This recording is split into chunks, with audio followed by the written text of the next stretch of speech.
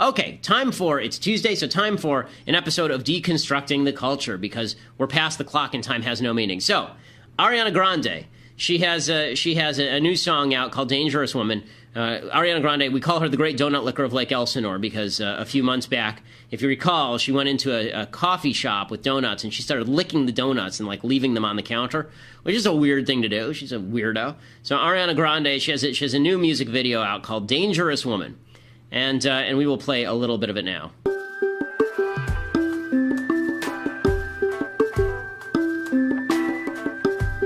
Okay, can you pause it for 1 second? We haven't gone anywhere. So first of all, every single music video in the top 40 has a girl looking like she's ready to strip. Right? They're all wearing lingerie. Like, when's the last time you saw a music video in the top 40 that wasn't a woman wearing lingerie? It's been a long time. Right? Second of all, one of the problems I have with Ariana Grande as a personality is that, and this is not meant offensively to Ariana Grande, objectively speaking, Ariana Grande looks like she's about 14 years old. I mean, she looks very, very young. I know she's 23, but she looks like she's about 14 years old. And her typical audience is about 14, 15 years old. And that's, yeah, this kind of stuff tailored for men is kind of distasteful.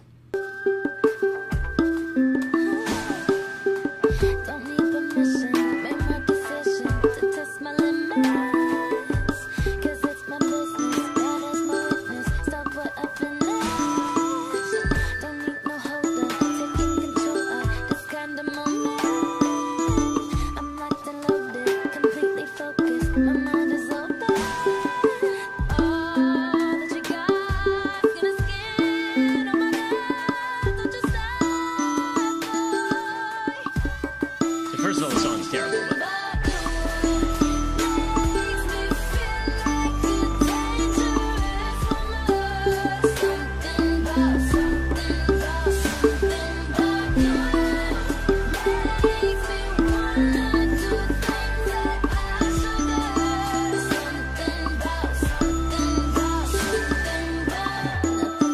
Okay, so we don't have to play the whole thing. This is, okay, so the whole premise of this, first of all, the entire music video, for people who can't see, is her just writhing around on a bed, basically. I mean, it's just her writhing around on a bed in various states of undress and singing about how she wants to have sex. That's the entire song. And there's a line in here that really does trouble me. Later, she says, all girls want to be like that. Bad girls underneath like that. You know how I'm feeling inside. Something about. All girls want to be like that. Bad girls underneath like that. You know how I'm feeling inside. Something about. Okay, so first of all, bad grammar. But second of all, when she says all girls want to be like that all girls are bad girls underneath, this puts forward a negative image to men.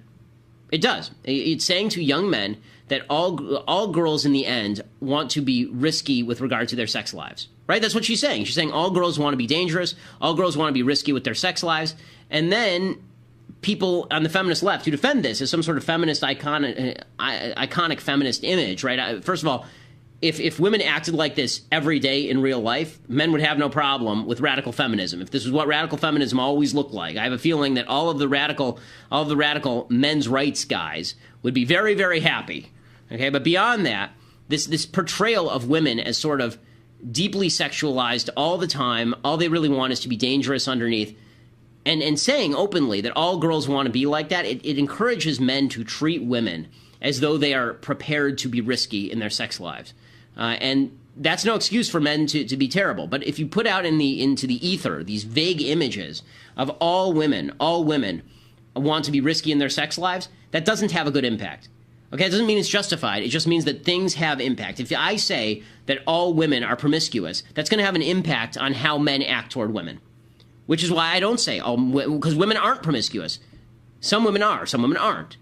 But this kind of notion that all women are risk takers is a trope that really is not something that's good to put out to young men. It's amazing. The same people who will decry the rape culture on college campuses will put stuff out like this and say that it's not bad for women in any way.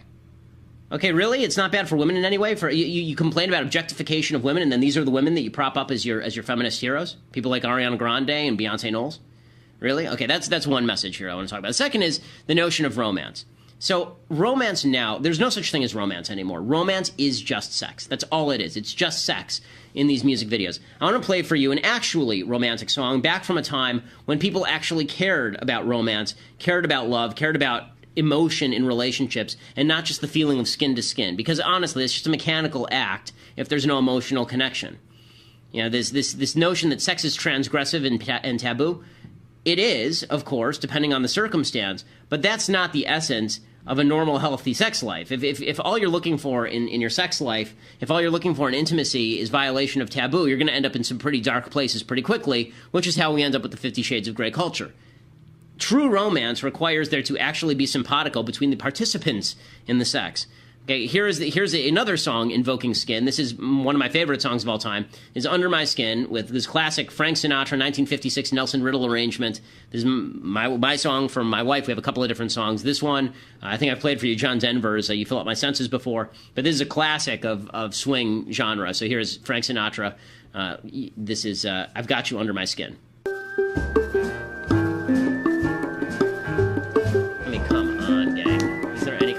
Just musically, come on. I've got you under my skin. I've got you deep in the heart of me. So deep in my heart that you're really a part of me. I've got you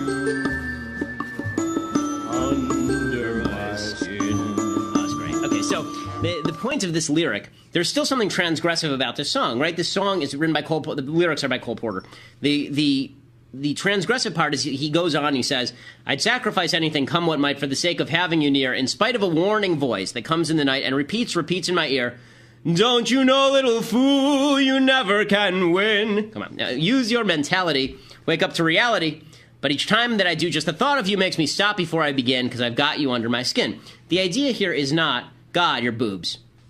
Right? That's not the idea. Oh, what a nice butt you've got. Right? I mean, it's not skin to skin. We can feel each other. Right? That's not the idea here. The idea here is that there is a spiritual drive. There's an emotional drive between man and woman, and sex is the natural culmination of that.